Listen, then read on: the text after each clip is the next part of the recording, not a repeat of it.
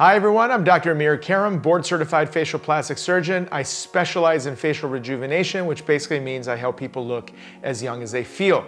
And today we're going to talk about a very interesting topic and one that is very near and dear to me, and that is fat transfer. And we're going to talk about 5 myths that come up all the time. I'm going to help you understand facial fat transfer a little bit better and let you understand how these myths are not actually true. So without further ado, let's break it down. But first, let me explain real quickly, what is the point of fat transfer? Fat transfer is a way to replace or restore lost facial volume. And what that means is when over time we lose facial fat as a result of the aging process, it behooves us to be able to put that fat back if we're serious about making the person look younger. Now, different ways that people use volume, they use fillers, they use Sculptra and fat transfer. And fat transfer is unique in the sense that it's actually a surgical procedure, but it's also one that gives a very different type of an outcome. And I'm gonna go through specifically what that is at the very end, but let's break down the 5 myths. So myth number 1. Fat transfer is temporary. So here's what fat transfer comes down. Fat transfer is a graft. Just like hair transplants are, just like cartilage grafts are, just like coronary bypass grafts are, just like bone grafts. What happens is if you move tissue from one part of your body to another part of the body, the area where the fat gets transferred to or the graft gets transferred to will accept it because it's part of its own body.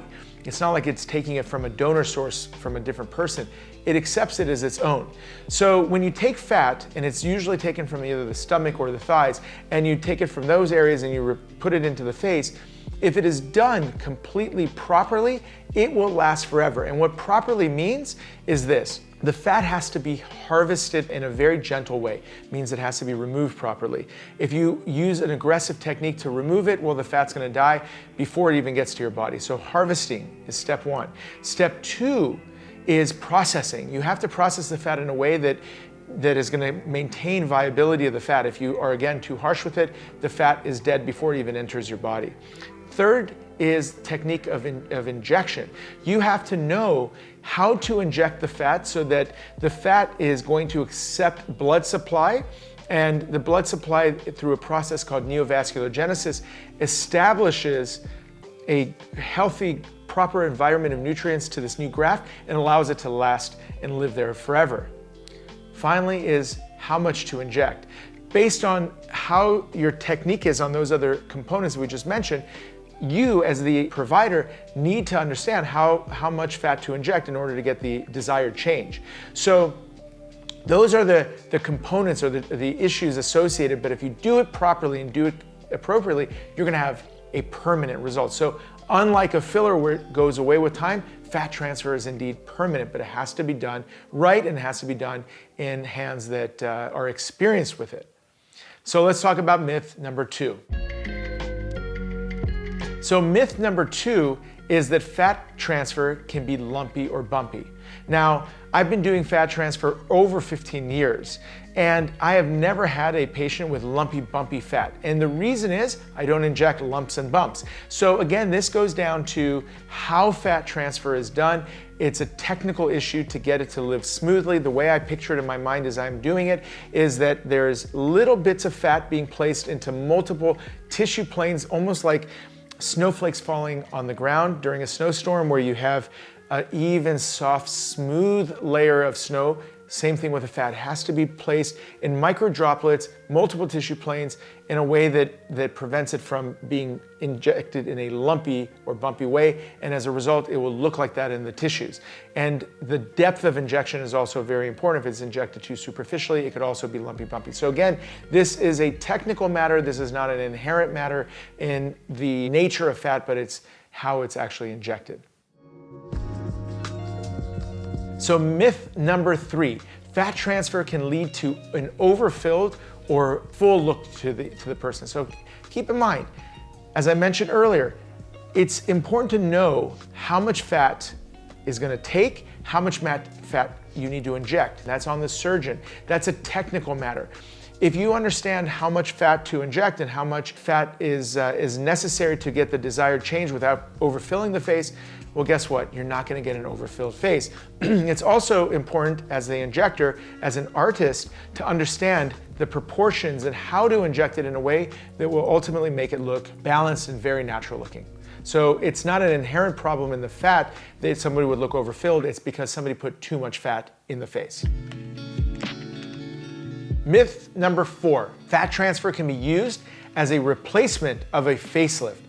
I will tell you this, there is absolutely no way you can lift the soft tissues of the face and neck by adding volume. We have learned this lesson the hard way by creating way too many overfilled looking faces that have been filled with fillers, etc., by putting a ton of volume into the cheeks and along the jawline to try to replace the need for a surgical facelift.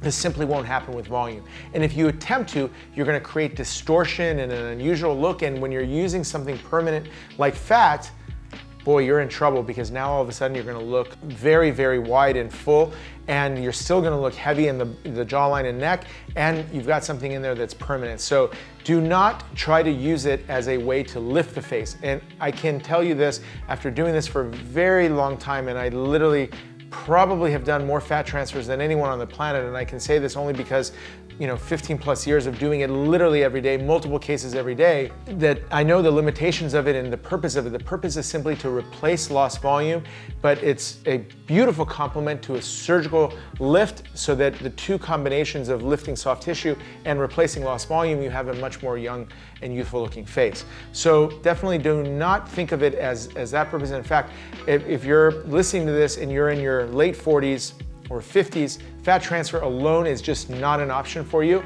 It's an ideal procedure alone when you're in your 30s and you have direct volume loss, but your facial tone and firmness is completely intact, but you just have volume loss. That's when I did it for my wife, for example. She was 36, she's now 50. She's getting ready to do a vertical restore, but for the last 14, 15 years, she has not needed fillers as a way of volume replacement. The volume was corrected with a fat transfer that was done 15 years ago.